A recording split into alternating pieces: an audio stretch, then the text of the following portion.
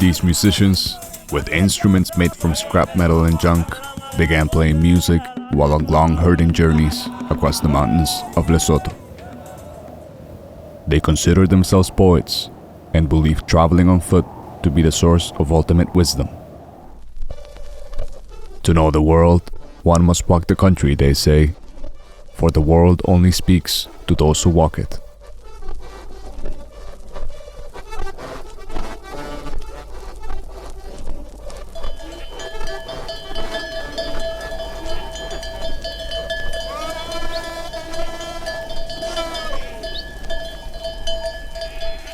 The age-old tradition of herding has been central to the Basotho since they drew their borders in the early 19th century. As soon as boys could run, they were taken from their mothers and sent to herd livestock on the outskirts of their villages, but they would eventually venture out into the wilder and more remote highlands. These posed the greatest challenges for herders. Not only did they defend lone cattle posts others were trying to steal, but they were alone, hungry, and often things went wrong. Out of a need to transcend their difficulties, they wrote poetry that could elevate them beyond their primordial struggles. In their poems, they told wild tales of adventure, creating a heroic image of themselves which drove them farther and farther into the mountains. Wild and remote nature is where these boys would become men.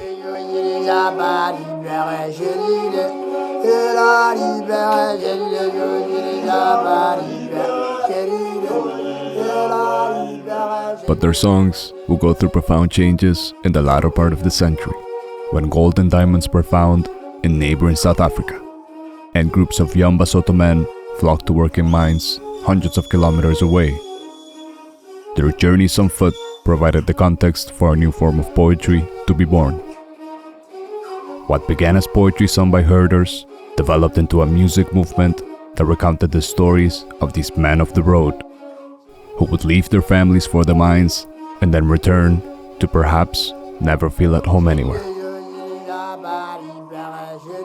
In time, they picked up accordions and created makeshift instruments, breathing life into a genre today known as famo. But the so-called economic promise that once drew these men to the mines would not last forever. In the last 2 decades, many of these mines have closed, yet thousands of mine shafts remain accessible and a new illegal gold rush has ensued. Affiliations between rival famo bands and the gangs that took control of the mines have made famo music a violent and dangerous endeavor.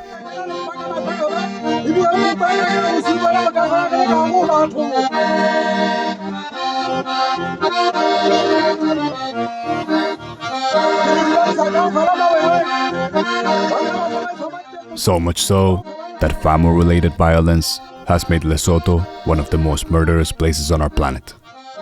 It has even become so extreme that the government has gone as far as outright banning famo music from being played inside of the country. Our interests about this music, however, were different. We wanted to get to know the people who have not been cast in these shadows of violence. The workers, herders, and migrants who in their glory of ordinary working lives have managed to still carry the spirit of the music. Our search took us to Malealea, a tiny village nestled in the highlands. Here we met Kotatsu, the leader of the iconic local band Soto Sounds. He, like many others, has been playing music since he was a young boy tending sheep. It means music for me as Kotatsu. It's like my mom and my dad. So when I sing, I don't even get hunger. It makes me happy. I forget everything, a problem. As long as I can listen the music or I can sing, I know more a lot about music. Yes.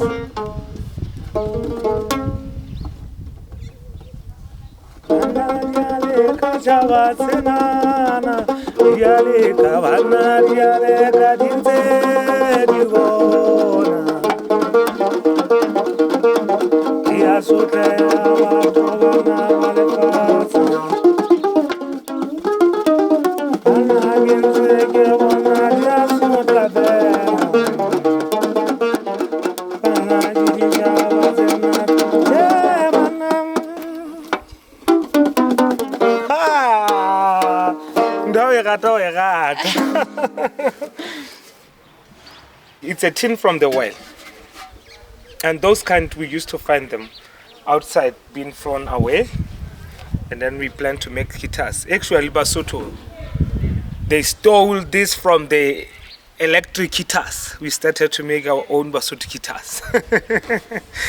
So to make it being black like this, we have to make a big fire and then put it there. So the flame will help us to make this tin to be more little bit light, because when it's light, it makes more better sound. So the strings, it's a fishing lines, the fishing lines, and this is where we tune it. That's just the wood, and then we just have put the screw here. But despite the joy Kotatsu feels in showing us their makeshift instruments, in our conversations, he often spoke of a void, of an integral part of their band that is now missing. These songs in English, I talk about me. I'm saying, relax yourself. Our fortune is not a race. When minding and crying, it's a God who can stop us to mind. This is Josefa, an old member of the band who has followed in the footsteps of thousands. He has migrated to Johannesburg, the heart of the gold mining district.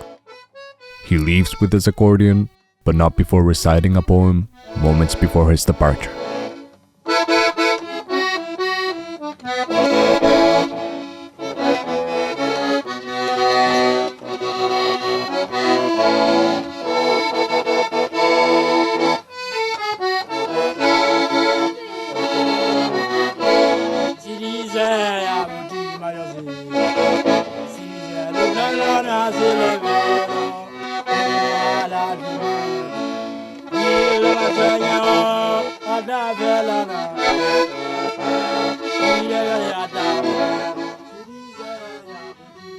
But aside from those who had to go in search of a new life somewhere else, there were always those travelers intimately familiar with every creek, every mountain of their backyard. We explored the backcountry of the village with a herder while he was out tending his sheep. The instrument he carries is a sort of single-stringed violin, also made from a tin can and wire.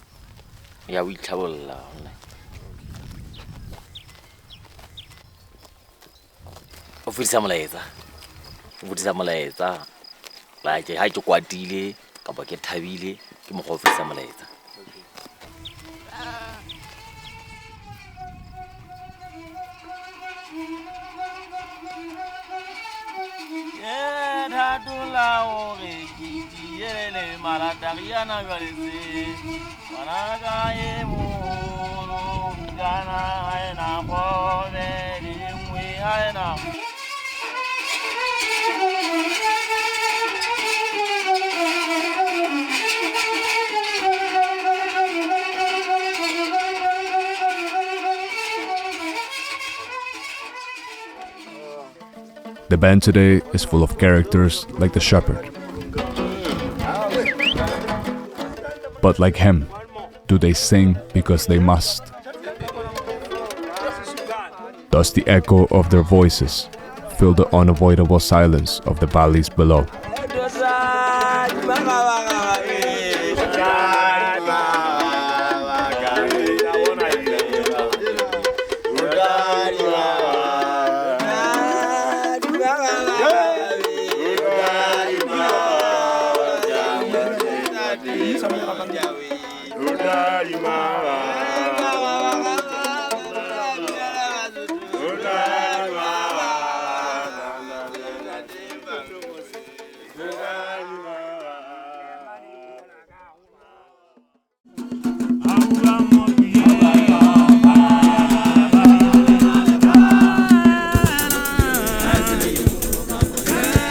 Bye.